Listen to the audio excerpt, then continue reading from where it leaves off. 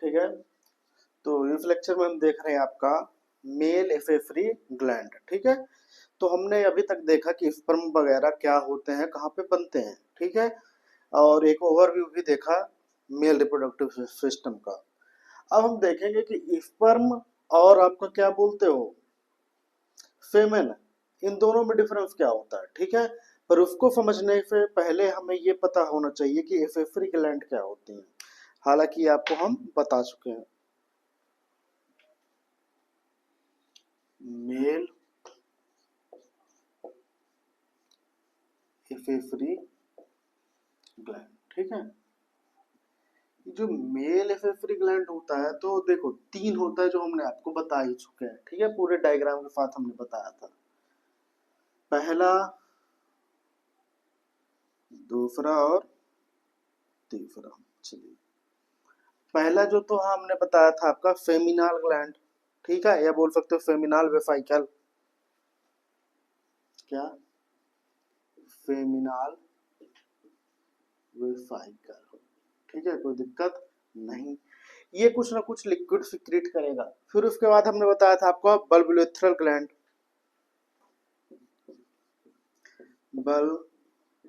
बल्ब्यूरेथ्रल। ठीक है। ये इसी को बोलोगे आप क्या, दूसरा नाम क्या बताया था, कॉपियर ग्लैंड। क्या? Copier gland. कॉपियर। ठीक है।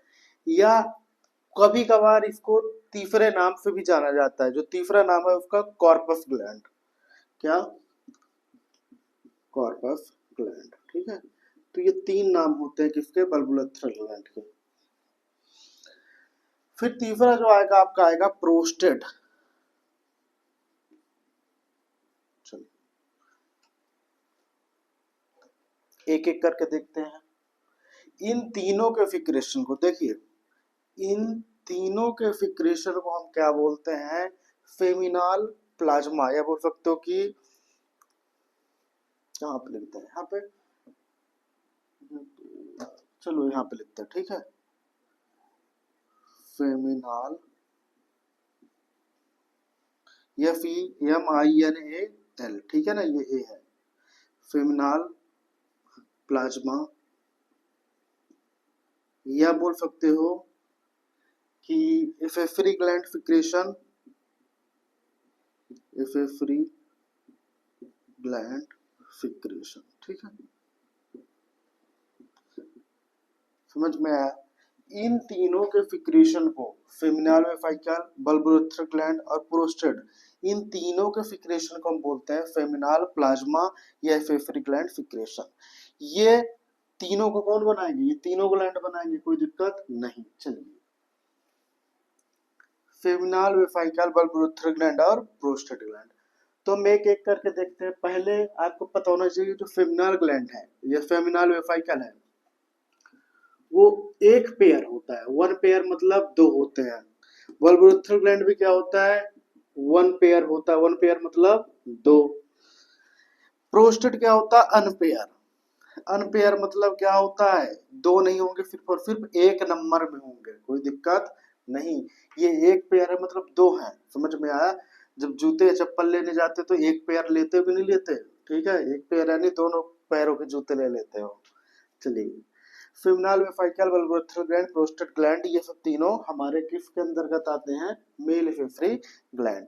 पहला जो हम देखते हैं तो ये जो होगा, तो इसका पीएच देख लो या ऐसे लिख लो, ये 50 to 70%, क्या 60 से 70% ऑफ फेमन। ठीक है, फेमन का 60 से 70% कौन अकेला बनाएगा, फेमिनाल वेफाइकल। प्रोस्टेट ग्लैंड जो होगा वो नियर बाई 30%, क्या 30% या 28%। अगर 28% है तो ये 1-2% ये कंट्रीब्यूट कर देगा। ठीक है, यानी सबसे ज्यादा फेमिनाल वेफाइकल फिर प्रोस्टेट ग्लैंड। ठीक है, कोई प्रॉब्लम तो नहीं, समझ में आया। चलिए, जो हमारा फेमिनाल वेफाइकल है उसकी जो पीएच होती है वो होता है 7.3 या बोल सकते हो 7.2। ठीक है, तो यहाँ पे आप लिखिए पीएच कितना है, 7.3। 7.3 मतलब ये एसिडिक है या बेसिक है? बेसिक है। और बेस का दूसरा नाम क्या है? एल्कलाइन। आप बोल सकते हो ये स्लाइटली एल्कलाइन। ठीक है, अब बताओ जिसको याद हो तो, ब्लड का पीएच कितना होता है? ठीक है, चलो तो वहां पे बातें करो। ठीक है, फेमिनल वेफाइकल का पीएच कितना होता है? 7.3 मतलब क्या है बोलिए? Slightly alkaline. अब ये क्या क्या कंटेन करके रखता है? ये जो लिक्विड बनाएगा क्या, ये जो लिक्विड फॉर्म करेगा, ठीक है, वो लिक्विड क्या क्या कंटेन करके रखेगी? देखिए,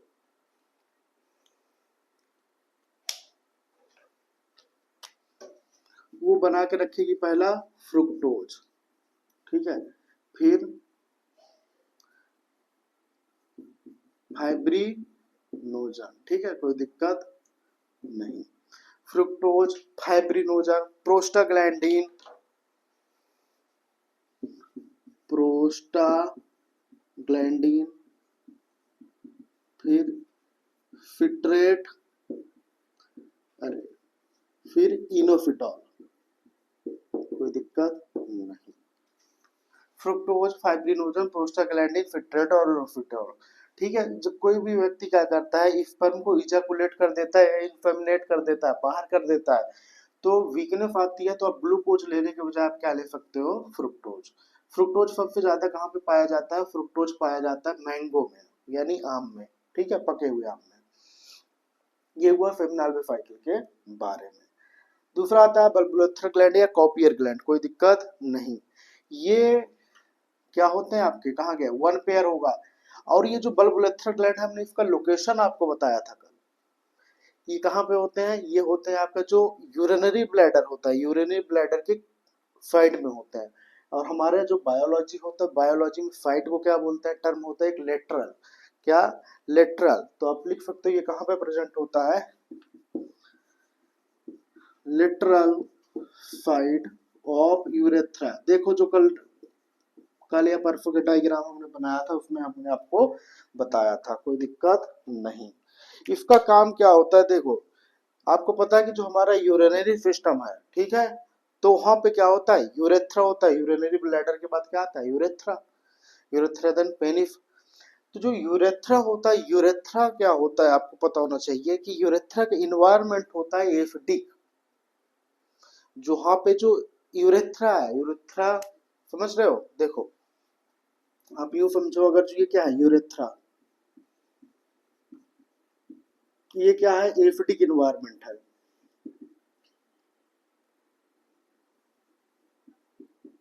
ठीक है। अब आपको पता है भाई क्यों है? क्योंकि इसी वजह से तो स्पर्म भी जाता है, और एक ही रास्ते से क्या जाता है? एक ही रास्ते से स्पर्म, और एक ही रास्ते से आपका यूरिन यानी पेशाब निकलता है, ठीक है। तो यहाँ पे क्या करेगा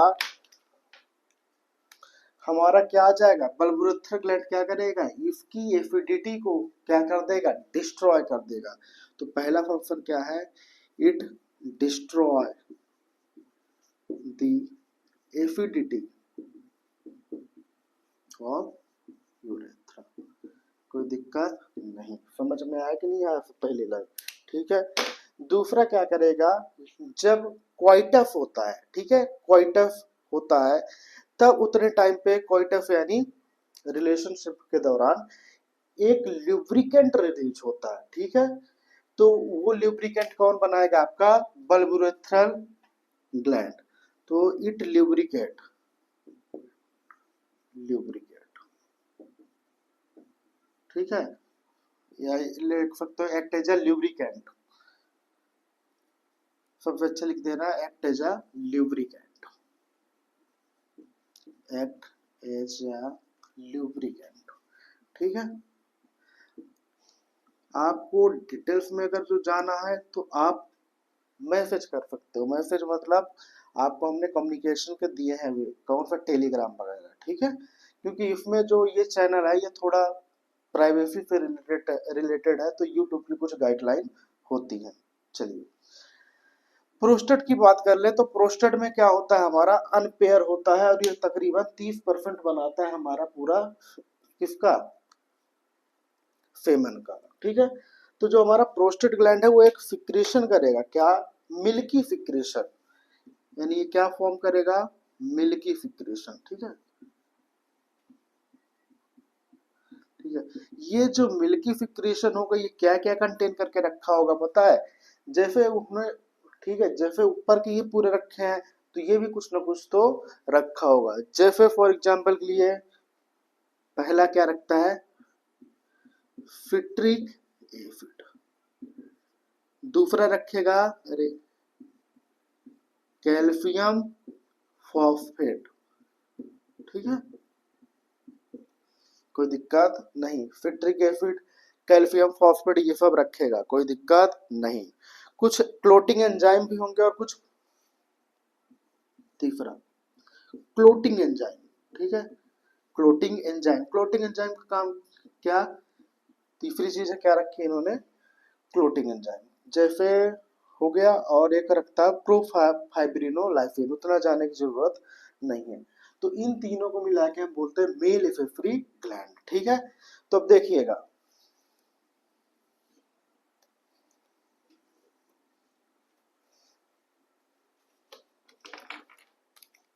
ठीक है, इसका पीएच कितना होगा, पीएच कितना होता है 7.2 बल्बुलर ग्लैंड का। ठीक है, चलिए, फेमिनल प्लाज्मा या इफेफ्री ग्लैंड का फिक्रीशन प्लस स्पर्म, इन दोनों को मिला के हम क्या बोलते हैं बताइए, इन दोनों को बुला के हम बोलते हैं फेमन।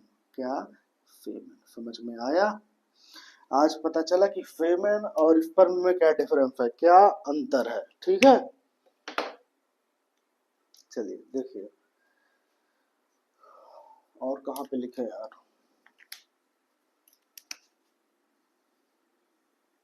ठीक है,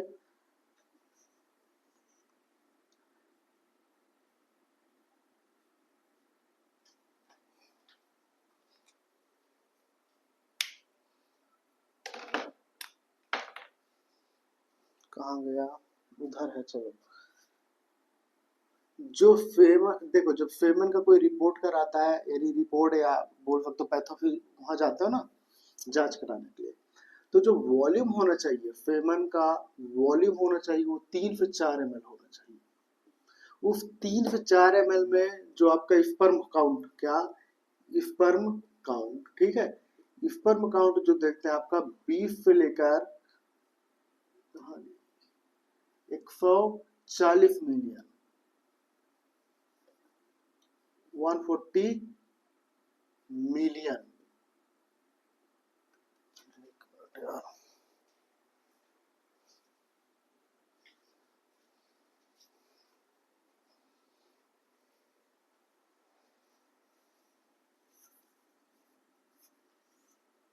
तो कितना, 20 से लेकर 120 मिलियन पर ml। ठीक है, यानी पर ml स्पर्म काउंट कितना होना चाहिए, 20 से लेकर 120 मिलियन। हम पर ml की बात कर रहे हैं, यानी 1 ml है, यहाँ पे तो कितने ml है, 3 से 4 ml है, समझ गए ना। तो 1 ml की बात कर रहे हैं कि 1 ml में कितना होना चाहिए, 20 से 120 ml होना चाहिए स्पर्म काउंट, कोई दिक्कत नहीं।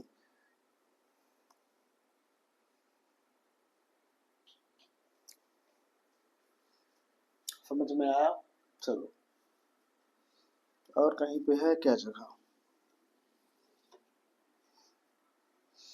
फिर उसके बाद क्या आता है अपना, कुछ, हाँ, जैसे जब कोई भी व्यक्ति वन टाइम इजैकुलेशन करता है, क्या, वन टाइम इजैकुलेशन,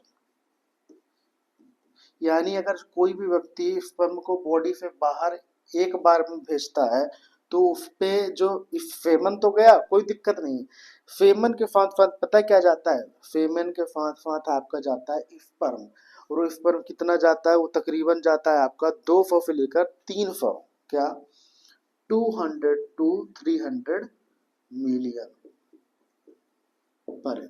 ठीक है, इतना स्पर्म बाहर जाता है शरीर से एक बार में। इतनी बात समझ में आई, चलिए, फिर इतनी बात अगर जो समझ में आई हो तो आपको पता होना चाहिए कि इसमें ये 200 से 300 मिलियन पर ml में से हम दो पार्ट में डिवाइड करते हैं, 50% एंड 40%। ठीक है, कुछ की मोटिलिटी अच्छी होनी चाहिए, 60% जो है तो इसमें नॉर्मल शेप होना चाहिए, नॉर्मल शेप एंड साइज होना चाहिए, ठीक है, जिससे फर्टिलिटी या बोल सकते हो जिससे फर्टिलाइजेशन अच्छे से हो सके। 40% की मोटिलिटी अच्छी होनी चाहिए, क्या, motility for pregnancy. 60% normal shape और साइज होना चाहिए और 40% की मोटिलिटी अच्छी होनी चाहिए नॉर्मल प्रेगनेंसी से के लिए, ठीक है। चलो इतना छापो, अभी हम बता रहे हैं तुम्हें। यहाँ पे कुछ दो डायग्राम बना दें, यहाँ पे तुम्हें दिखेगा, चलो यहीं पे बनाते हैं यार।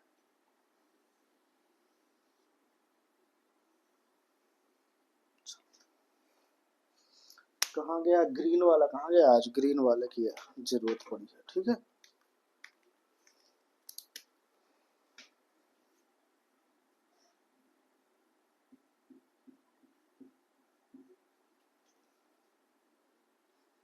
तुम छापते रहो।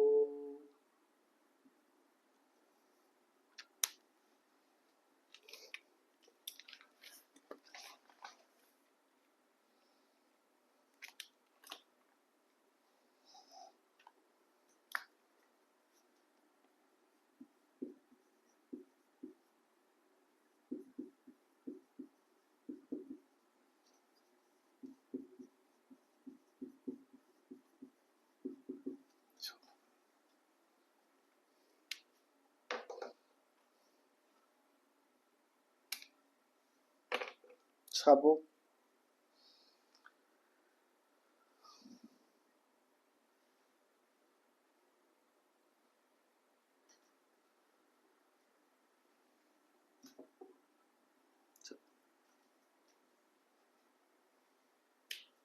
हो गया, चलो।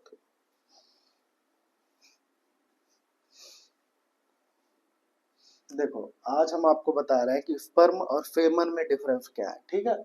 देखो जो हमारा मेल एफेफरी ग्लैंड होता है वो 3 ग्लैंड से मिलकर बना होता है, एक फेमिनल वेफाइकल, दूसरा बल्बुलर ग्लैंड और तीसरा प्रोस्टेट ग्लैंड।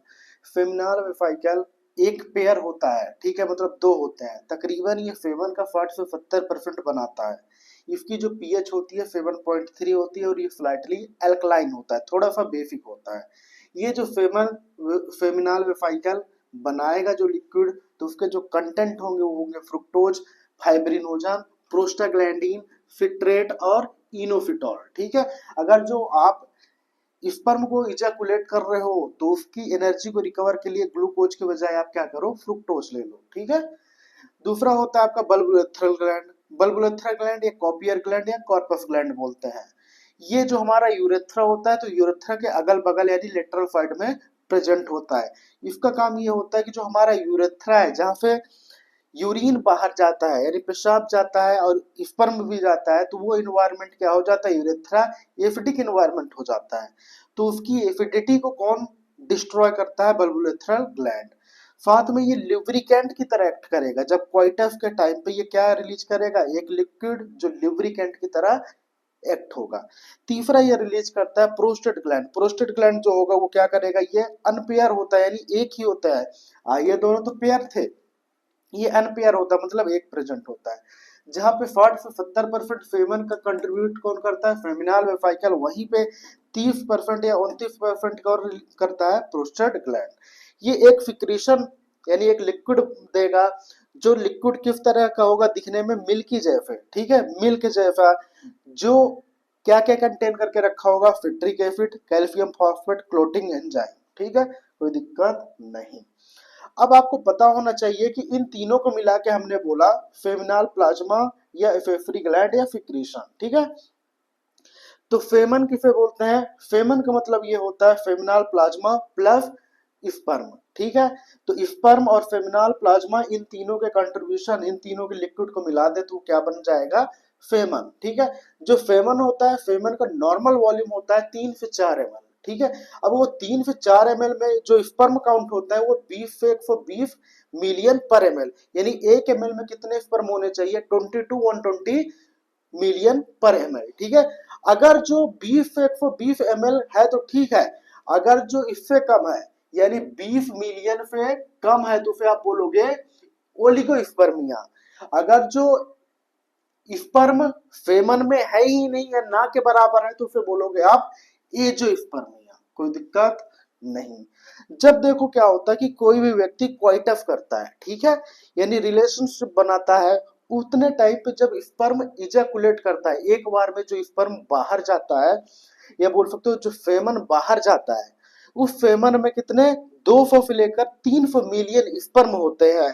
वो 200 से 300 मिलियन पर ml स्पर्म में से 60% नॉर्मल शेप के होने चाहिए या साइज का होना चाहिए, उनकी मॉर्फोलॉजी सही होनी चाहिए, और 40% की मोटिलिटी यानी जो भागने की क्षमता है वो अच्छी होनी चाहिए, तब जाके कोई भी वुमेन या कोई भी लेडीज या कोई भी फीमेल क्या होगी, प्रेग्नेंट। ठीक है, तो प्रेग्नेंट के लिए जरूरी है 60% नॉर्मल शेप एंड साइज होना चाहिए और 40% मोटिलिटी होनी चाहिए। ठीक है, छापो।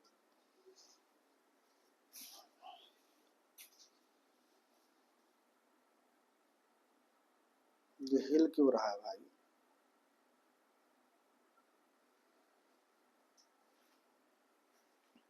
चलो, तो ये बात समझ में आई तुम्हें?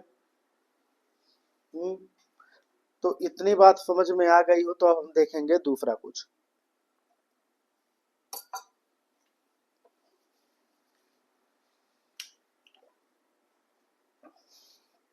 चलो,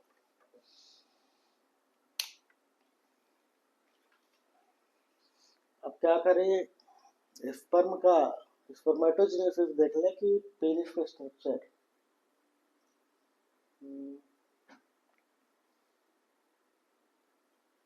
चलो एक काम करते हैं, पहले स्पर्म की बात चली है तो आगे हमने क्या देख लिया, फेमिनल प्लाज्मा की सिंथेसिस।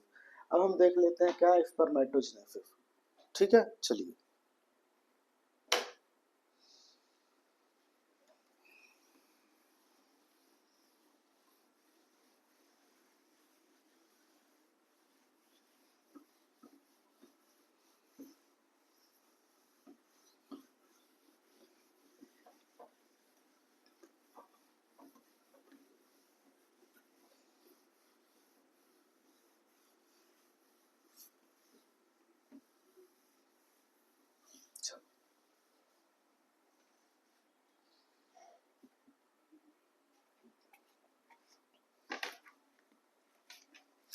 ठीक है, तो अब हम देखते हैं क्या आपका गैमेटोजेनेसिस।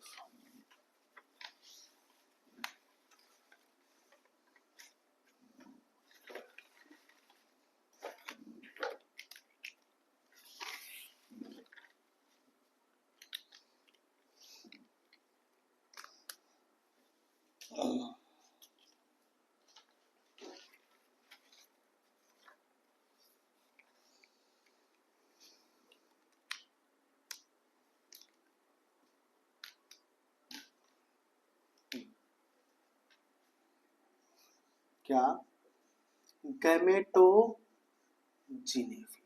ठीक है, चलिए। देखो नाम ही बता रहा है, गैमेटो मतलब देखो दो चीजों से मिलकर बना है, गैमेट प्लस जीनेसिस। ठीक है, गैमेट का मतलब पता है, गैमेट गैमेट का मतलब हमने बताया था, या तो मेल गैमेट होगा या तो फीमेल गैमेट होगा। मेल गैमेट को हमने क्या बोला था, स्पर्म। फीमेल गैमेट को क्या बोला था हमने, बताइए, ओवम। ठीक है, जिनेसिस का मतलब होता है फॉर्मेशन। ठीक है, तो यानी कहने का मतलब यहाँ पे मेल गैमेट बनेगा, सॉरी यहाँ पे क्या बनेगा, गैमेट बनेगा, ये तो स्पर्म बनेगा या तो ओवम बनेगा। हम किसकी बात करेंगे, स्पर्म की। क्यों, क्योंकि हम अभी क्या देख रहे हैं, मेल रिप्रोडक्टिव सिस्टम।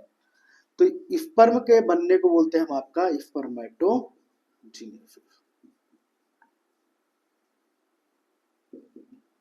इतनी बात समझ में आई? ऊजी ओपम को बनने को बोलते हैं हम आपका ऊजीनेसिस। क्या, ऊजीनेसिस, तो वो हम बाद में देखेंगे। ठीक है,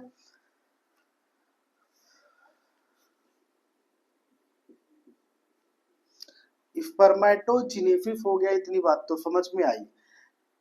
दूसरी बात आप देख लो, सेल डिवीजन। क्या, सेल डिवीजन, हम डिटेल्स में नहीं जाएंगे, जो हमें अभी जरूरत है बाकी सेल डिवीजन 11th वाले चैप्टर में है। ठीक है, 11th क्लास। देखो, सेल डिवीजन दो टाइप के होते हैं आपके। माइटोसिस, माइटोसिस में क्या होगा, यहाँ पे इक्वल डिवीजन होगा। जैसे कहने का मतलब 2n है ना, तो किस में रहेगा, 2n में ही रहेगा। समझ में आ गया, यानी इक्वेशनल डिवीजन। तो एक मिनट रुको भाई, समझ में आया, वो छोड़ो अभी, वो उसी में पढ़ाएंगे, नहीं तो पगला जाओगे। यानी 2n मतलब क्या होता है पता है आपको, डिप्लॉयड। तो ये डिप्लॉयड है तो ये भी क्या चलेगा आपका, डिप्लॉयड है। यानी पेरेंट सेल डिप्लॉयड है तो ये भी क्या बनाएगा, डिप्लॉयड ही बनाएगा। ठीक है, कोई दिक्कत तो नहीं, बिल्कुल। चलिए दूसरा आप बोल सकते 2n मतलब पता है ना, मैंने बताया था आपको 46 क्रोमोजोम, तो ये क्या बना देगा, 46 का 46 क्रोमोजोम ही रहने देगा। तो इसे बोलते हैं माइटोसिस। फिर होता है आपका मीओसिस।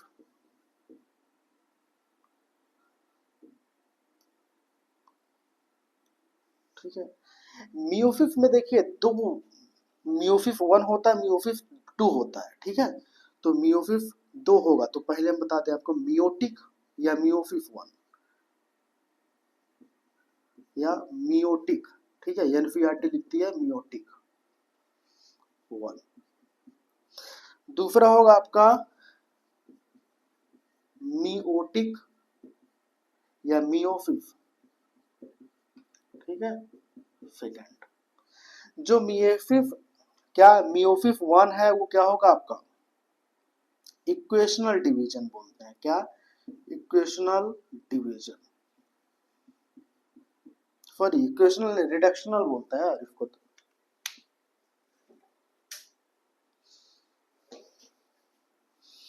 ठीक है, मियोसिस 1 और मियोसिस 2। देखो इसका मतलब समझना कि जैसे 2n है हमारे पास, क्या 2n है, तो 2n किस में कन्वर्ट हो जाएगा, n में, कोई दिक्कत नहीं। मतलब अगर जो हमारे पास 46 क्रोमोजोम है तो किस में चला जाएगा, कितने में, 23 क्रोमोजोम में। अगर जो m1 हुआ यानी मियोसिस हुआ। ठीक है, दूसरा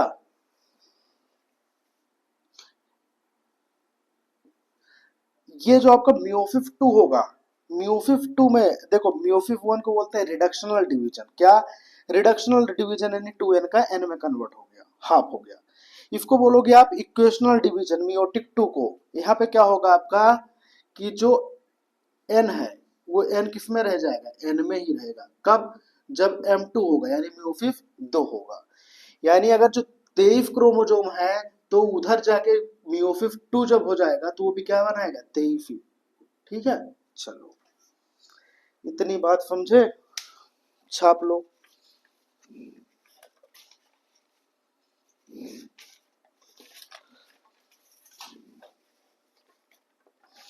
तो देखो कहीं पे अगर जो कोई दिक्कत हो तो बताओ, मियोसिस 1 और मियोसिस 2 में क्या दिक्कत आ रही है।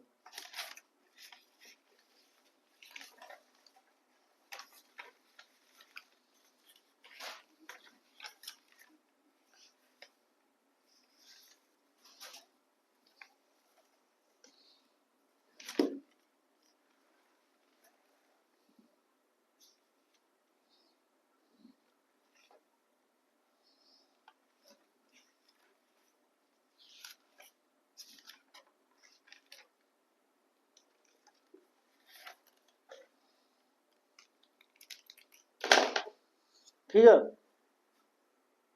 अब आप क्या करो, 1 मिनट के लिए अपना जो पिछला वाला है, पिछला मतलब जो पहला हमने बताया था कि स्पर्मेटोजेनेसिस कहाँ पे होता है, स्पर्म कहाँ पे होगा, यानी टेस्टिकुलर लोब्यूल और फेमिनिफेरस ट्यूब्यूल का स्ट्रक्चर 1 मिनट के अंदर देखो।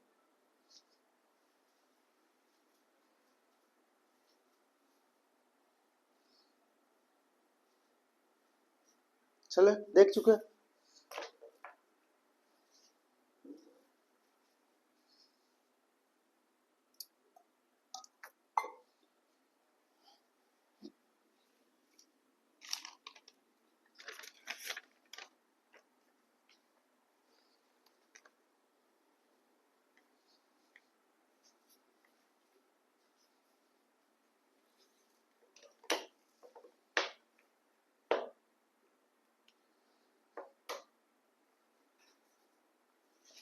चले देखो हमने कल क्या बताया था आपको कि हमारे पास क्या होते हैं, टेस्टिकुलर लोब्यूल। टेस्टिकुलर लोब्यूल के अंदर क्या थे बताओ, फेमिनिफेरस ट्यूब्यूल। ये क्या आपके फेमिनिफेरस ट्यूब्यूल, ठीक है। इस फेमिनिफेरस ट्यूब्यूल के अंदर क्या होते हैं, दो टाइप के सेल होते हैं। क्या, दो टाइप के सेल होते हैं। एक को हमने क्या बोला था, सस्टेंटाकुलर। क्या, सस्टेंटाकुलर सेल, या उसको बोला था हमने नर्व सेल। यहाँ पे क्या बोले थे, नर्व या सस्टेंटा कुलर, या इसे बोले थे सर्टोली सेल, ठीक है। दूसरा हमने क्या बोला था, स्पर्मेटोगोनिया, ठीक है। तो आज हम देखेंगे आपका स्पर्म या स्पर्मेटोजेनेसिस, ठीक है। देखो क्या होता है एक्चुअली में, एक सेल होती है, छोटी सी सेल है, पतली सी, इसे बोलते हैं PG cell, primordial, PRIMORDIAL, primordial germ cell, ठीक है। ये प्राइमोर्डियल जर्म सेल में क्या होगा, डिवीजन होगा। क्या, सेल डिवीजन होगा। क्या, सेल डिवीजन होगा। सेल डिवीजन होगा यानी माइटोसिस होगा यहाँ पे। क्या, माइटोसिस, ठीक है। यानी ये 2n है तो ये भी आगे चल के 2n होगा, तो ये क्या बनाएगी, स्पर्मेटोगोनिया। क्या, स्पर्मेटोगोनिया, इसे हम बोलते हैं स्पर्मेटोगोनिया, ठीक है। और आपको पता है कि दो फेमिनिफेरस ट्यूब्यूल के बीच में क्या था आपका, इंटरस्टिशियल सेल। यहाँ पे क्या था, इंटरस्टिशियल सेल,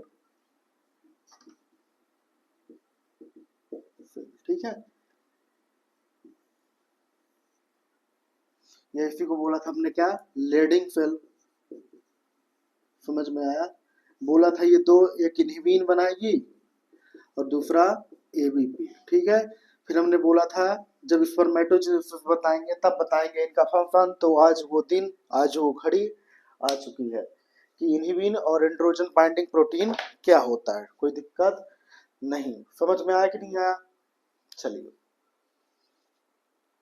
तो हमने देखा कि हमारे पास क्या होता है, टेस्टिकुलर लोब्यूल होता है।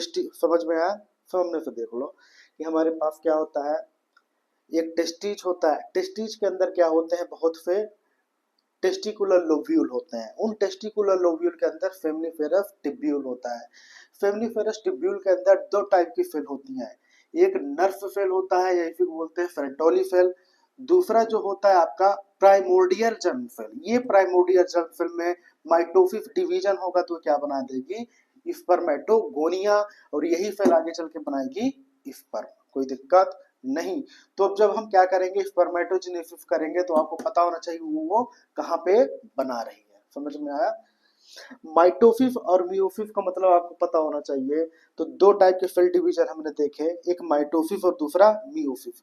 माइटोसिस जो होता है आपका यहाँ पे इक्वल है या इक्वेशनल डिवीजन होता है। मतलब अगर जो डिप्लॉइड में हो रहा है तो वो डिप्लॉइड ही रहेगा, 2n का 2n रहेगा, मतलब 46 क्रोमोसोम का 46 रहेगा। बट जो मियोसिस होता है, मियोसिस दो फेज में होता है, मियोटिक 1 और दूसरा मियोटिक 2। मियोटिक 1 जो है वो रिडक्शनल डिवीजन है, यानी 2n का वो n में कन्वर्ट हो जाएगा, यानी डिप्लॉइड का वो हैप्लॉइड में कन्वर्ट हो जाएगा, यानी 46 क्रोमोसोम है तो उधर जाके 23 क्रोमोसोम बनेगा। बट जो मियोसिस 2 है या मियोटिक 2 है, वो क्या होता है, इक्वेशनल डिवीजन होता है। मतलब यहाँ पे n है तो n रहेगा, मतलब 23 क्रोमोसोम का 23 क्रोमोसोम ही रहेगा, ठीक है। छापो,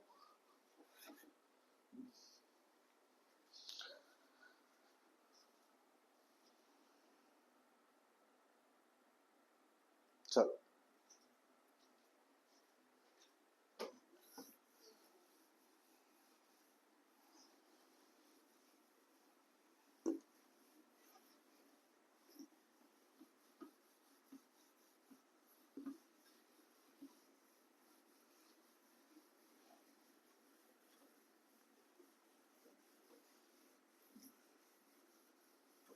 अब देखो, अगर जो आपको इतना तक आता है तो बाएं हाथ का खेल है स्पर्मेटोजेनेसिस, ठीक है। चलो, हम देख रहे हैं आपका स्पर्मेटोजेनेसिस। ठीक है, स्पर्मेटोजेनेसिस का मतलब होता है, देखिए ये बहुत formation of sperm from spermatogonia, ये बहुत इंपॉर्टेंट है भाई, क्योंकि दो टाइप के दो डिफिनीशन होंगे, दोनों डिफिनीशन इंपॉर्टेंट है। याद रखिएगा, अगर जो स्पर्मेटोगोनिया से स्पर्म बन रहा है तो उसे बोलोगे आप स्पर्मेटोजेनेसिस। ठीक है, तो देखो होता क्या है कि हमारे पास एक सेल होता है primordial cell, primordial germ cell. ठीक है, शॉर्ट में प्यार से बोलते हैं पीजी सेल। ठीक है, चलिए ये जो पीजी सेल है क्या बनाएगी, माइटोसिस, सॉरी पीजी सेल क्या बनाती है आपका, स्पर्मेटोगोनिया। ठीक है, स्पर्मेटोगोनिया क्या बनाएगी, प्राइमरी स्पर्मेटोसाइट। क्या, स्पर्मेटोसाइट। प्राइमरी स्पर्मेटोसाइट क्या बनाएगी, सेकेंडरी स्पर्मेटोसाइट। ठीक है, सेकेंडरी स्पर्मेटोसाइट क्या बनाएगी आपका, स्पर्मेटाइड। क्या, स्पर्मेटाइड्स बोलो या स्पर्मेटिड्स बोलो। ठीक है, ये स्पर्मेटिड से स्पर्मेटाइड क्या बना देगी आपका, स्पर्म। क्या, स्पर्म। ठीक है, ये जो स्पर्म होगा स्पर्म को बोलते हैं स्पर्मेटोजोआ। क्या, स्पर्मेटोजोआ।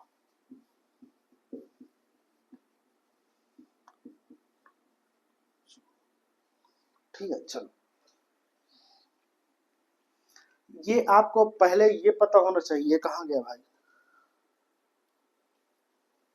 चलो आपको ये पता होना चाहिए कि जो प्राइमोर्डियल जर्म सेल है, यानी ये क्या है, 2n है।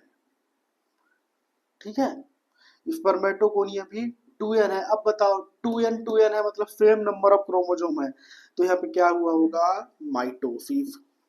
अभी पिछले ही बताया ना, पहले ही। ये है आपके स्पर्मेटोगोनिया 2n है, और प्राइमरी स्पर्मेटोसाइट भी क्या है, 2n। तो ये भी क्या आपका माइटोसिस। फिर आपका प्राइमरी स्पर्मेटोसाइट 2n है, बट सेकेंडरी स्पर्मेटोसाइट क्या है, n। ठीक है, तो ये क्या होगा बताइए, मियोसिस होगा। और कौन सा meiosis, meiosis first, meiosis first. फिर आपका n है सेकेंडरी स्पर्मेटोसाइट, और स्पर्मेटाइड भी क्या है, n। तो ये क्या है आपका n यानी क्या होगा, मियोसिस 2। समझ में आया कि नहीं आया, कोई दिक्कत नहीं। फिर ये आपका स्पर्मेटाइड है यानी n है, ये किधर जाएगा आपका, स्पर्मेटाइड में कन्वर्ट होगा, और ये स्पर्मेटाइड भी क्या है आपका n। ठीक है, कोई दिक्कत तो नहीं। तो यहाँ पे क्या हुआ, डिफरेंशिएशन। ठीक है, हम बताएंगे डिफरेंशिएशन का मतलब। ठीक है, मतलब आप समझ रहे हो कि अगर जो ये 2n मतलब समझ रहे हो, 46 क्रोमोसोम, 46 क्रोमोसोम, 46 क्रोमोसोम। तो सेकेंडरी स्पर्मेटोसाइट क्या होगा, 23 क्रोमोसोम, क्योंकि n। इसका भी मतलब क्या है, 23 क्रोमोसोम, और स्पर्म का भी मतलब क्या है, 23 क्रोमोसोम। इतनी बात समझे कि नहीं समझे, बोलो, समझ में आ गई। चलिए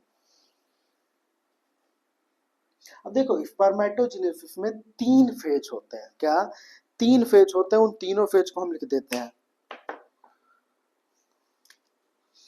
प्राइमोर्डियल जर्म सेल से लेकर स्पर्मेटोगोनिया तक होता है आपका मल्टीप्लिकेशन फेज।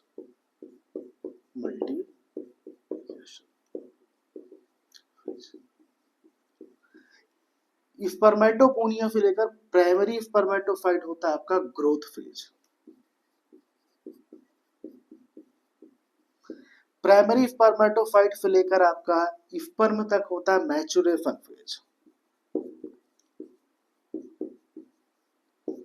ठीक है, तो स्पर्मेटोजेनेसिस में 3 फेज, मल्टीप्लिकेशन, ग्रोथ और तीसरा मैच्योरेशन फेज। कहाँ पे होता है आपको पता है स्पर्मेटोगोनिया में, क्या या बोल सकते हो कि कहाँ पे हो रहा है ये, अरे यार ये बोलोगे टेस्टिकुलर लोब्यूल के अंदर, और टेस्टिकुलर लोब्यूल के अंदर क्या था बताइए, सॉरी कौन सा सेल था बताओ, फेम क्या था, कहाँ गया, तो आपके पास चलो एक ऑप्शन आ जाए, ठीक है, सोचना कि पूछ ले कि स्पर्मेटोजेनेसिस कहाँ पे हो रहा है, और वो आपको कुछ ऑप्शन दे दे, ठीक है, जिनमें से पहला ऑप्शन वो दे दे टेस्टिज, और वो एग्जैक्ट पूछे, क्या एग्जैक्ट पूछे, और वो कहाँ पे होगा, तो आप बोलोगे उसे बोलोगे फेमनिफेरस टिब्यूल के अंदर, तो आप बोलोगे कहाँ पे होता है, फेमिनिफेरस टिब्यूल। अब देखो ये तो आपको इतना ही था, ठीक है, पर एक एनसीईआरटी के जो डायग्राम है वो हम बता दें भाई इसी की तरह, ठीक है ना, चलो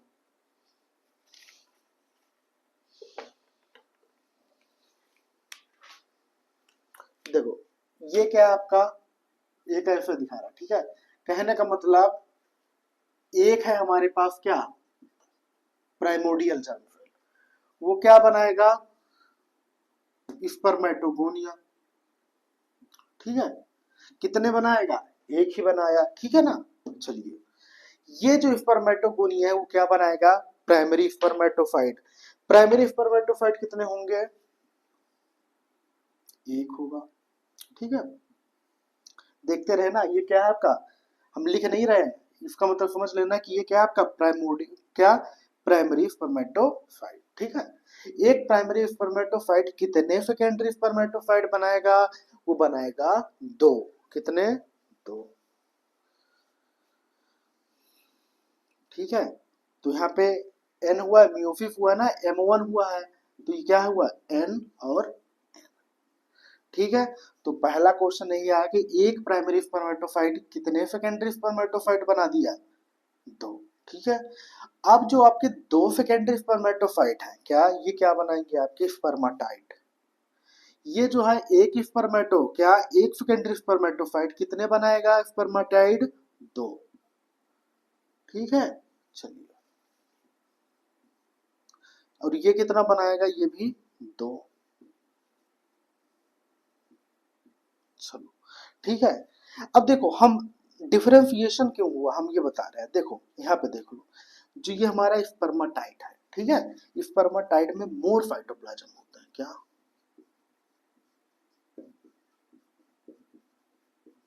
अब आप बताओ साइटोप्लाज्म जिसका ज्यादा है, ठीक है, वो ज्यादा मूवमेंट कर पाएगा क्या, ज्यादा मोटिलिटी कर पाएगा क्या, नहीं भाई, एक एग्जांपल है सीधे से, हमारे पास 2 बोतल है, एक बोतल में पानी है, ठीक है, बहुत ज्यादा, एक में पानी है ही नहीं, ठीक है, तो आप अगर जो किसी को सबसे ज्यादा कौन मूवमेंट कर पाएगा, जिसके पास पानी नहीं है, ठीक है, समझ में आया कि नहीं आया, या जिसके पास साइटोप्लाज्म कम है, कहने का मतलब, तो इसके पास साइटोप्लाज्म ज्यादा होगा और स्पर्म के पास साइटोप्लाज्म कम, लेस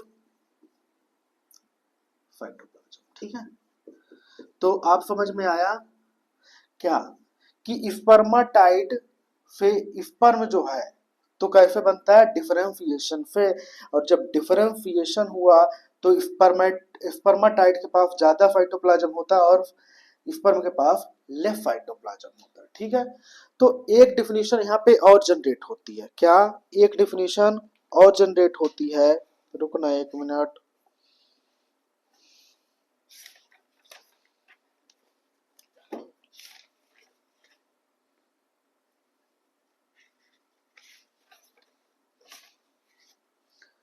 इसको इतना लिख लो फिर हम लिखा रहे हैं, अच्छा बोल दो,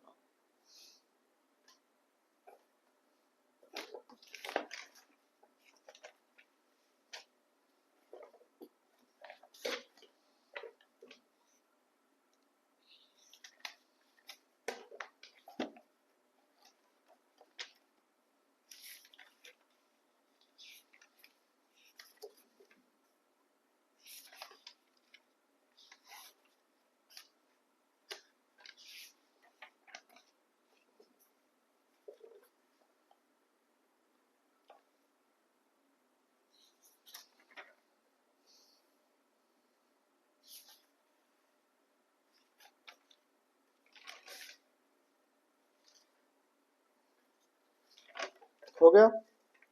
चलो देखो इतनी बात समझ में आई।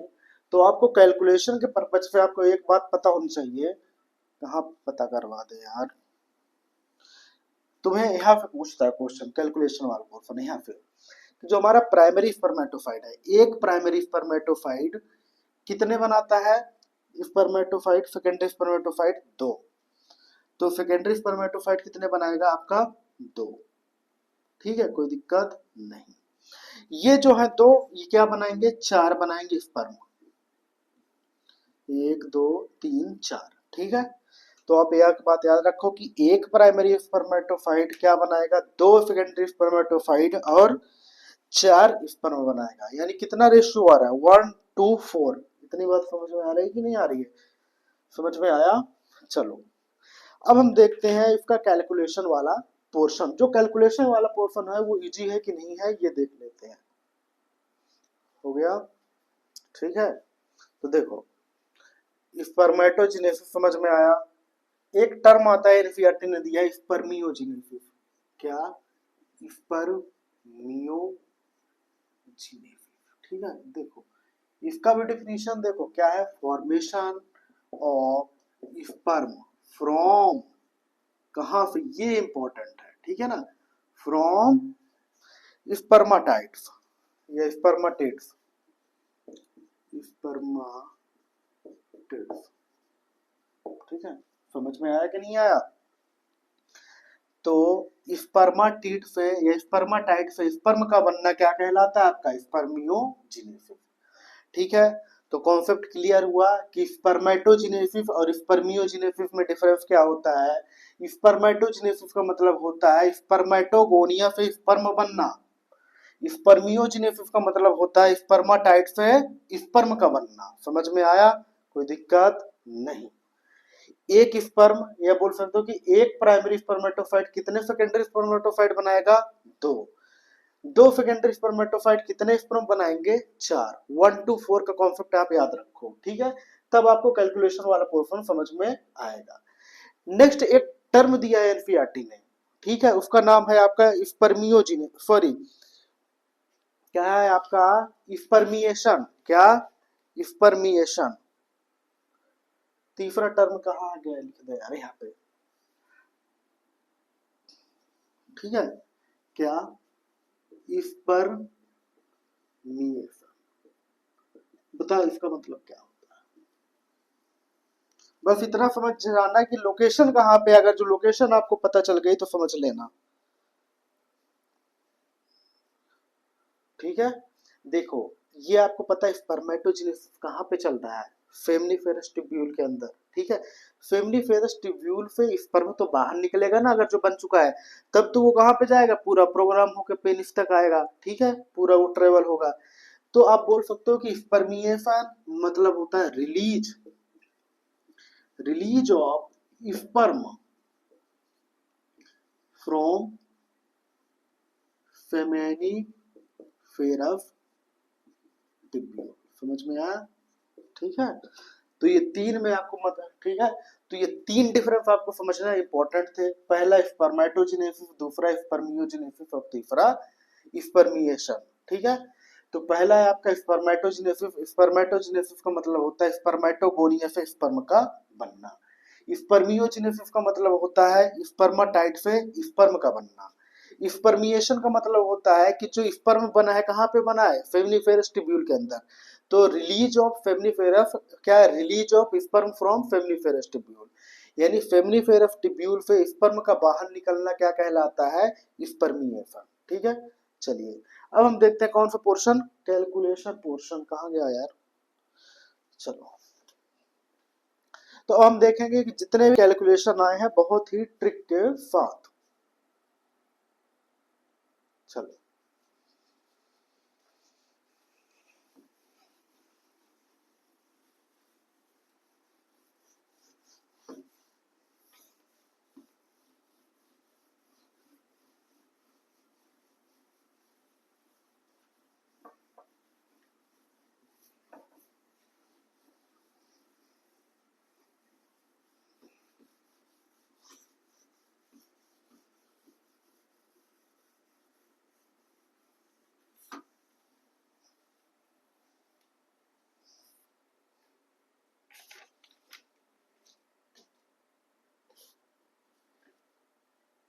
चलिए क्या calculation,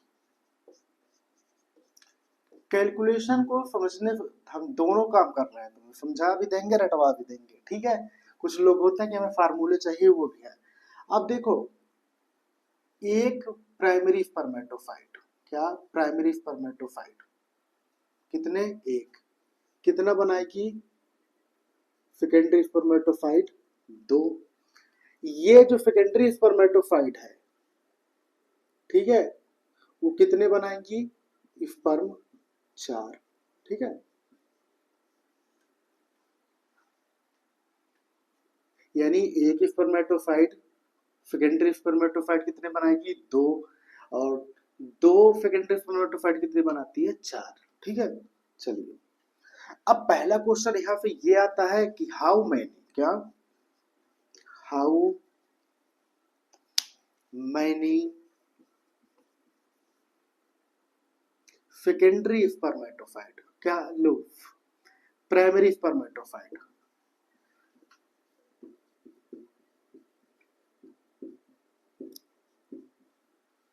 require, how many primary spermatocyte require to form 100 sperm। अब देखो, अगर जो ये क्वेश्चन पूछते कि 100 स्पर्म बनाने हैं, ठीक है, इन्हें पूछे कि हमें इतने स्पर्म चाहिए, उसके लिए प्राइमरी स्पर्मेटोफाइट कितना होना चाहिए, ठीक है। लॉजिक तो यही कहता है कि एक जितना भी दे उसको चार से डिवाइड कर दो, क्योंकि एक से क्या बन रहा है, चार, ठीक है। तो इसी लॉजिक लगाते हुए एक फार्मूला हमने बनाया है जिसका नाम है क्या, अगर जो आपसे कोई पूछे number of primary spermatophyte equal to क्या हो जाएगा, आप लिखोगे नंबर ऑफ स्पर्म अपॉन 4, ठीक है।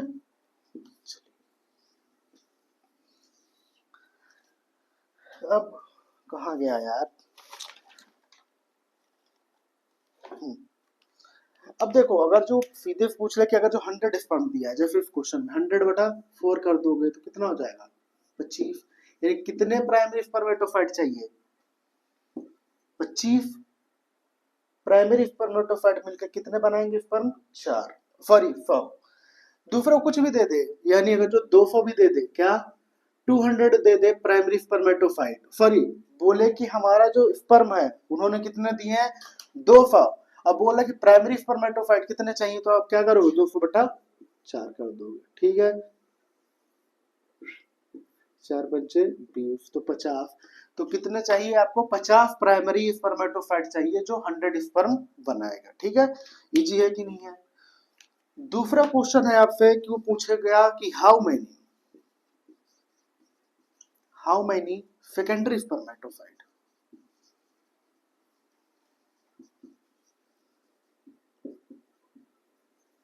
require to form 100 sperm. अब वो नंबर ऑफ स्पर्म दे के पूछे सेकेंडरी स्पर्मेटोफाइट कितना बनेगा, पहले तो प्राइमरी स्पर्मेटोफाइट पूछा, अब वो सेकेंडरी स्पर्मेटोफाइट पूछा है, मतलब अगर 4 स्पर्म है तो कितने से बनेगा, 2 से। तो क्या करना है आपको, number of secondary spermatophyte equal to number of sperm upon 2 कर देना, ठीक है। जैसे इस वाले क्वेश्चन में दिया उन्होंने 100 पूछा है, तो 100/2 कर दोगे तो कितने हो जाएंगे, 50, ठीक है। यानी 50 सेकेंडरी स्पर्मेटोफाइट कितने बनाएगा, 100 स्पर्म, ठीक है। अब वो क्वेश्चन दे दे कि 200 स्पर्म है, वो 200 स्पर्म कितने सेकेंडरी स्पर्मेटोफाइट से बनेगा, तो आप बोलोगे 200/2 कितने से बनेगा, 100 से। समझ में आया कि नहीं आया, फार्मूला इजी है। नेक्स्ट, तीसरा क्वेश्चन पूछता है कि हाउ मेनी मियोसिस रिक्वायर, क्या, how many meiosis require to form 100 sperm, ठीक है। यानी कहने का मतलब वो नंबर ऑफ स्पर्म देके पूछेगा कितनी मियोसिस हुई है, ये बता दो हमें। तो आपको क्या करना है, एक formula, number of meiosis equal to number of sperm upon 4। समझ में आया कि नहीं आया? ठीक है,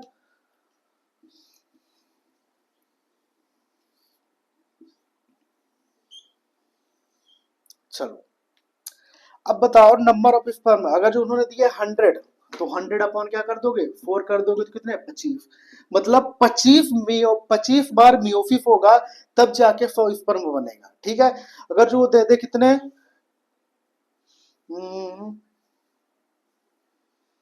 200 स्पर्म दे दे और पूछे कितना मियोसिस होगा तो आप क्या करोगे 200 बटा 4 कर दोगे, कोई दिक्कत नहीं। तो 4 पंचे 20 यानी 50 बार मियोसिस होगा तब जाके वो क्या बनाएगा 200 स्पर्म बनाएगा। समझ में आया कि नहीं आया? तो देखो भाई इजी था कि नहीं था?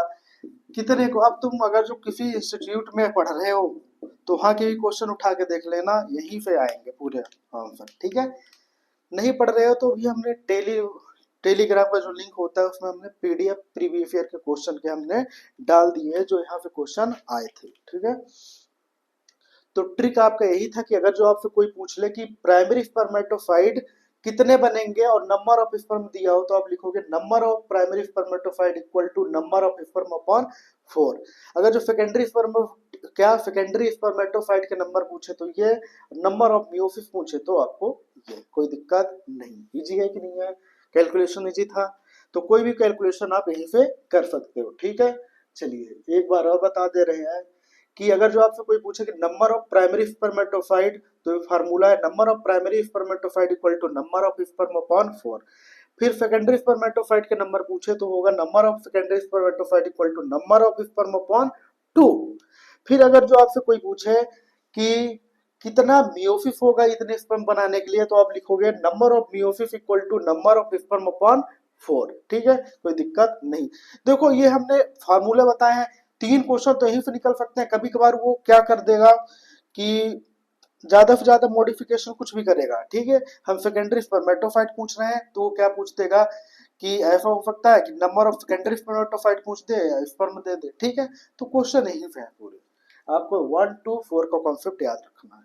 ठीक है, तो चलिए इतना हुआ हमारा स्पर्मेटोजेनेसिस के बारे में। ठीक है, इतनी सी बातें। फिर एक बात आती है कि रेगुलेशन या बोलोगे फीडबैक मैकेनिज्म। चलो इसको देख लेते हैं।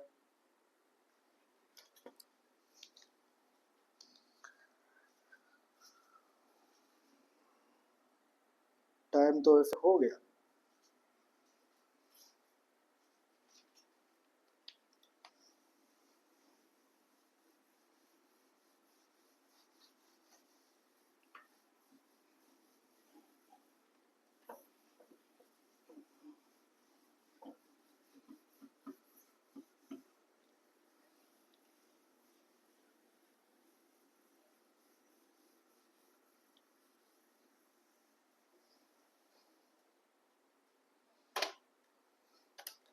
चलो अब हम क्या देखते हैं, क्या देखने वाले थे फीडबैक, क्या फीडबैक मैकेनिज्म। ठीक है, यानी जो स्पर्मेटोजेनेसिस होता है उसको कैसे कंट्रोल किया जाता है। चलो अब देखो क्या होता है कि भगवान का दिया हुआ सब कुछ है यहाँ पे। तो पहले क्या होगा कि हमारे पास क्या होता है, हमारे क्या बोलते हैं स्कूल या कॉलेज में एक हेडमास्टर होता है, फिर प्रिंसिपल होता है। ठीक है, ये सब होते हैं कि नहीं होते। चलो देखो क्या होता है कि हमारे ब्रेन में एक स्ट्रक्चर होती है हाइपोथैलेमस।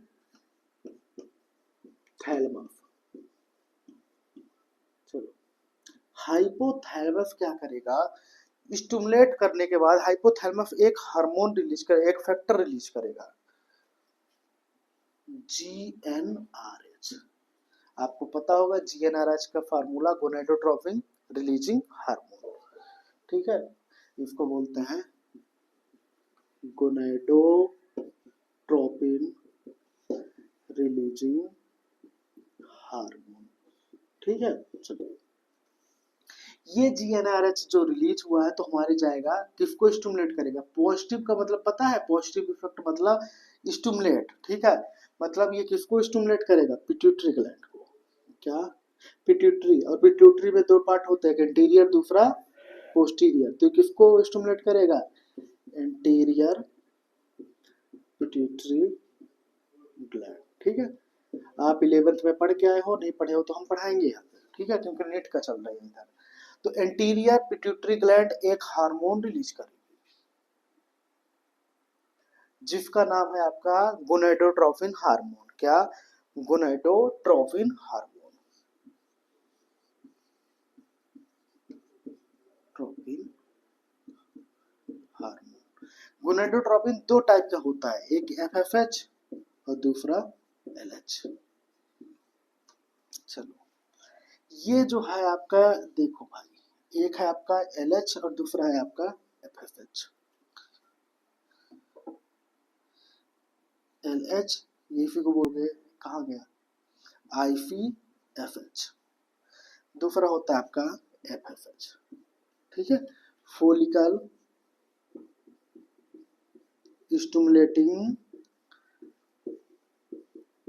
हार्मोन। ठीक, फिर आएगा आपका एलएच का मतलब होता है ल्यूटिलाइजिंग हार्मोन। क्या? Luteinizing hormone. कहाँ पे लिखे यार? ल्यूटिनाइजिंग, या आईफीएच मतलब इंटरस्टिशियल हार्मोन। ठीक है, चलो, तो ल्यूटिलाइजिंग हार्मोन या बोलोगे आप इसी को इंटरस्टिशियल स्टिमुलेटरी हार्मोन। क्या? Sorry, interstitial stimulatory hormone. चलो, इतनी बात समझ में आई। एक एलएच हो गया, दूसरा एफएफएच, कोई प्रॉब्लम नहीं। तो ल्यूटिलाइजिंग और इंटरस्टिशियल हार्मोन और दूसरा एफएफएच। अब तुम्हें कुछ याद आ रहा है क्या इन दोनों को? टेस्टिकुलर लोब्यूल के अंदर फेमिनिफेरस ट्यूब्यूल हमने पढ़ा था, ठीक है। तो ये क्या करेगी? लीडिंग सेल को स्टिमुलेट करेगी। क्या?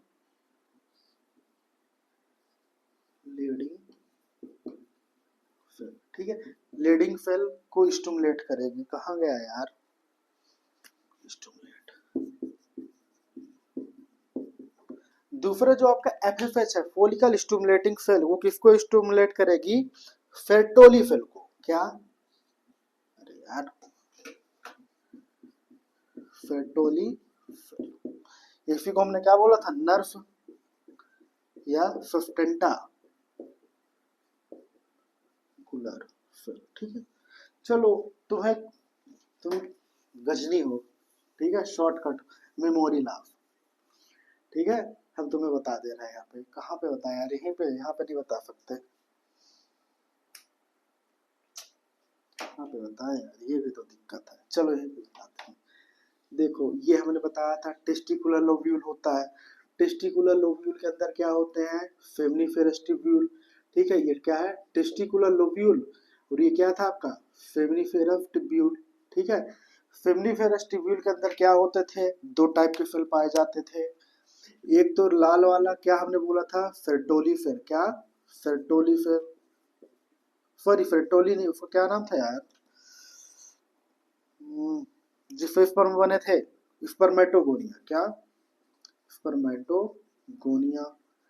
ठीक है, दूसरा क्या था? यही पे प्यार से एक काला था, ऐसे ऐसे था ना, जिसको हमने क्या बोला था? Nerve cell. क्या?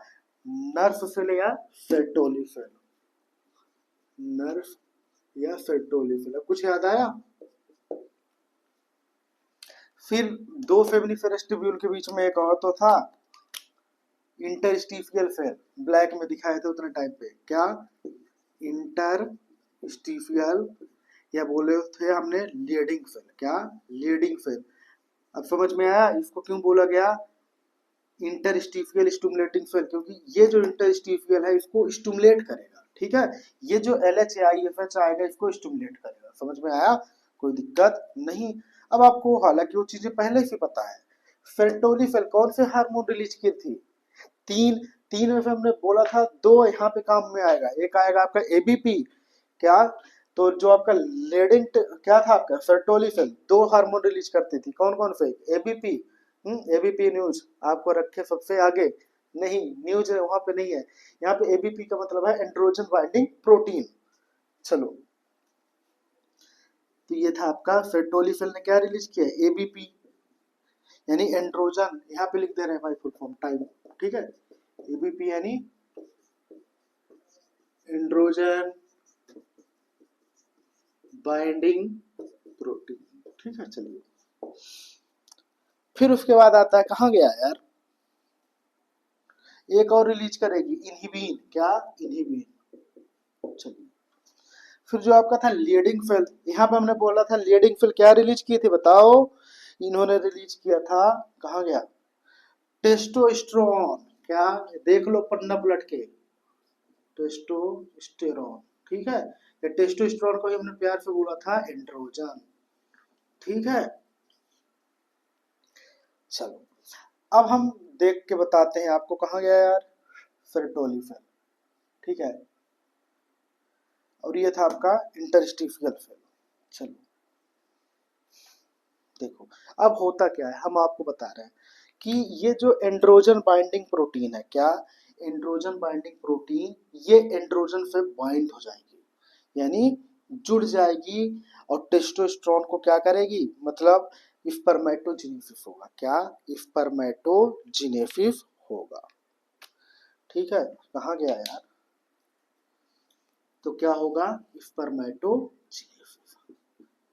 स्पर्मेटोजेनेसिस मतलब अभी बताए हैं, इतना तो शॉर्ट, इतना शॉर्ट टर्म मेमोरी लॉस तो गजनी का भी नहीं था। चलो, तो हमने क्या बना दिया, स्पर्मेटोजेनेसिस, यानी क्या बन गया हमारा, स्पर्म बन गया कि नहीं बना। चलिए, ठीक है। देखो, अब स्पर्म कैसे बनता है, ये देखिए स्पर्म कैसे बना, ये तो पता चल गया है, उसके पीछे क्या है, मैकेनिज्म, ठीक है, यानी कौन से हार्मोन स्पर्मेटोजेनेसिस को कंट्रोल करते हैं, यानी स्पर्म बनने को। हाइपोथैलेमस एक हार्मोन रिलीज करेगा, गोनाडोट्रोपिन रिलीजिंग हार्मोन, जीएनआरएच। ये क्या करेगा, एंटीरियर पिट्यूटरी को क्या कर देगा, स्टिमुलेट करेगा, जिससे जो हमारा एंटीरियर पिट्यूटरी दो हार्मोन रिलीज करेगा, एफएफएच और एलएच। एफएफएच और एलएच दोनों को मिला के हम बोलते हैं गोनाडोट्रोपिन हार्मोन। जो आपका एलएच है, यानी ल्यूटिनाइजिंग हार्मोन, या इसी को बोलते हैं आईसीएफएच, यानी इंटरस्टिशियल स्टिमुलेटरी हार्मोन। ये क्या करेगा, लीडिंग सेल को क्या करेगा, स्टिमुलेट करेगा, और ये लीडिंग सेल कहाँ पे प्रेजेंट है, टेस्टिकुलर लोब्यूल के अंदर, समझ में आया, कोई दिक्कत नहीं, फेमिनिफेरस ट्यूब्यूल के अंदर। तो ये क्या करेगा, उसको स्टिमुलेट करेगा, तो ये क्या रिलीज करती है, एंड्रोजन। एंड्रोजन मतलब बताइए, ये क्या रिलीज कर देगा, टेस्टोस्टेरोन। सॉरी, एक मिनट, गलती हो गई यार, नहीं गलती ठीक है, गलती कुछ नहीं हुआ है, हमने आपको यहाँ पे बता दिया कि वो अंदर प्रेजेंट होती है, जबकि ये आपका लीडिंग सेल कहाँ पे है, बाहर, यानी दो फेमिनिफेरस ट्यूब्यूल के बीच में है, ठीक है, कोई दिक्कत नहीं। फिर फेर्टोली सेल कहाँ पे है, फेर्टोली सेल कहाँ पे प्रेजेंट है, फेमिनिफेरस ट्यूब्यूल के अंदर, ठीक है। चलिए, तो हाइपोथैलेमस क्या करेगी, रिलीज करेगी एक हार्मोन जिसका नाम है जीएनआरएच, गोनाडोट्रोपिन रिलीजिंग हार्मोन।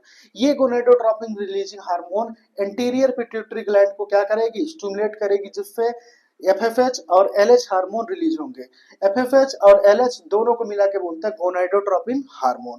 जो आपका एलएच है, इसकी बोलते हैं आईसीएफएच, यानी ल्यूटिनाइजिंग हार्मोन या इंटरस्टिशियल स्टिमुलेटरी हार्मोन। ये जाएगा हमारे टेस्टिज में, टेस्टिज के अंदर जाएगा टेस्टिकुलर लोब्यूल में, वहां पे देखेगा इंटरस्टिशियल सेल को या लीडिंग सेल को, ये क्या करेगा, उसको स्टिमुलेट करेगा। तब ये क्या करती है, रिलीज करती है एक हार्मोन जिसका नाम है टेस्टोस्टेरोन, और टेस्टोस्टेरोन का दूसरा नाम है एंड्रोजन, ठीक है। तो ये एंड्रोजन क्या करेगी, स्पर्मेटोजेनेसिस कराएगी, यानी टेस्टोस्टेरोन स्पर्म फॉर्मेशन में हेल्प करती है, समझ में आया। दूसरा जो आपका एफएफएच था, यानी फोलिकल स्टिमुलेटिंग हार्मोन, ये कहाँ पे गया, ये भी जाएगा जिसके अंदर, टेस्टिज के अंदर, टेस्टिकुलर लोब्यूल के अंदर, यानी फेमिनिफेरस ट्यूब्यूल के अंदर। और ये क्या करेगा, किसको रिलीज करेगा, फेर्टोली सेल को स्टिमुलेट करेगा। ये फेर्टोली सेल या नर्व सेल को क्या करेगा, स्टिमुलेट करेगा, जिससे ये दो हार्मोन रिलीज करेगी, एक एबीपी यानी एंड्रोजन बाइंडिंग प्रोटीन, और दूसरा इनहिबिन। तो ये जो आपका एंड्रोजन बाइंडिंग प्रोटीन है, ये टेस्टोस्टेरोन के साथ अटैच होकर क्या कराता है, स्पर्मेटोजेनेसिस कराता है, ठीक है, समझ में आया। ये जो इनहिबिन है, इनहिबिन भी रिलीज हुआ। अब देखिएगा इनहिबिन का यहाँ पे काम क्या आता है, इनहिबिन का अमाउंट अगर जो बहुत ज्यादा हो गया, क्या, ये आपने देखा, ये तो क्या हुआ, पूरे पॉजिटिव फीडबैक, ठीक है, यानी पॉजिटिव फीडबैक मतलब समझ रहे हो कि स्पर्मेटोजेनेसिस करवा रहे हैं। अगर जो इनहिबिन का अमाउंट बहुत ज्यादा हो गया, क्या बहुत ज्यादा, बहुत ज्यादा, बहुत ज्यादा, ठीक है, तो ये क्या करेगा, एक निगेटिव फीडबैक भेजेगा। किसको भेजेगा, ये भेजेगा आपका हाइपोथैलेमस और एंटीरियर पिट्यूटरी को, ये निगेटिव फीडबैक भेज देगा साला। किसको, एंटीरियर पिट्यूटरी ग्लैंड को, और साथ में किसको भेजेगा, हाइपोथैलेमस को, ठीक है। उसको एक पे भरोसा नहीं है, हाइपोथैलेमस पे, उसने दोनों को भेज दिया, इंटीरियर पे भी भेज दिया और हाइपोथैलेमस पे भी भेज दिया, ठीक है। ये जो टेस्टोस्टेरोन है, क्या टेस्टोस्टेरोन बना, ये भी क्या करेगा आपका एंटीरियर पिट्यूटरी को क्या कर देगा, भेज देगा। कहाँ गया, निगेटिव, ठीक है। चलिए, तो इस कदर क्या होगा कि स्पर्मेटोजेनेसिस रुक जाएगा, ठीक है। स्पर्मेटोजेनेसिस रुक जाएगा मतलब ज्यादा स्पर्म नहीं बन पाएगा, ज्यादा स्पर्म मतलब समझ रहे हो, जितना स्पर्म बनना चाहिए उतना ही बनेगा, ठीक है। क्योंकि आपको पता है कि मल्टीपल सेल डिवीजन किसको कॉज कर देता है, कैंसर को, ठीक है। और कैंसर सिर्फ एक ही जगह नहीं होता, हर जगह कैंसर होता है, ठीक है। कैंसर कहाँ है, रग रग में कैंसर है। चलो छापो।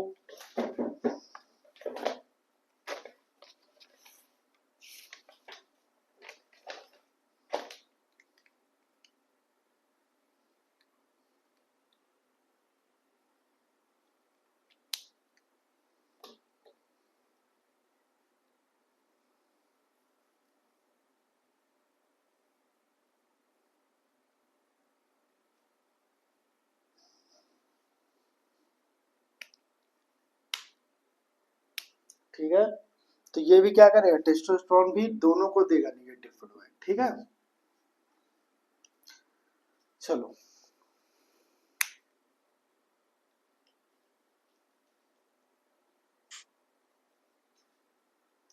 ठीक है। अगर जो इन दोनों में देखा जाए सबसे ज्यादा कौन देगा, किसको देगा, ये इनहिबिन, तो मेनली इस पे फोकस करेगा, ठीक है, कोई दिक्कत नहीं, ठीक है। चलो, तो आपके पास ये क्वेश्चन आ जाए कि देखो क्या होता है कि जब हाइपोथैलेमस ने जीएनआर, ठीक है, अब देखो नॉर्मली क्या होगा, ये जो इनहिबिन अगर जो ज्यादा अमाउंट में बन गया तो ये क्या करेगा, एक निगेटिव सिग्नल देगा कि भैया अब रुक जाओ, बहुत बन चुका है, इंटीरियर पिट्यूटरी को भी देगा और हाइपोथैलेमस को भी, ठीक है। पर मेनली किसको देगा, ये देगा मेनली एंटीरियर पिट्यूटरी ग्लैंड को। तो अगर जो आपके ऑप्शन में ये हो कि इनहिबिन निगेटिव फीडबैक किसको देता है, इंटीरियर और हाइपोथैलेमस, ऑप्शन में दोनों है तो बोथ पे क्लिक करोगे, अगर जो बोथ नहीं है तो आप किसको क्लिक कर दोगे, इंटीरियर पे, ठीक है। उसी तरह जब टेस्टोस्टेरोन भी क्या हो जाएगा, ज्यादा बन जाता है, तो टेस्टोस्टेरोन क्या करेगा, ठीक है, यानी जब आपका स्पर्मेटोजेनेसिस बहुत ज्यादा हो जाएगा तो टेस्टोस्टेरोन निगेटिव फीडबैक मार देगा, किसको, इंटीरियर को और हाइपोथैलेमस को। इतनी बात समझ में आई कि नहीं आई, ठीक है। तो आज के लिए इतना ही, बाकी नेक्स्ट लेक्चर में।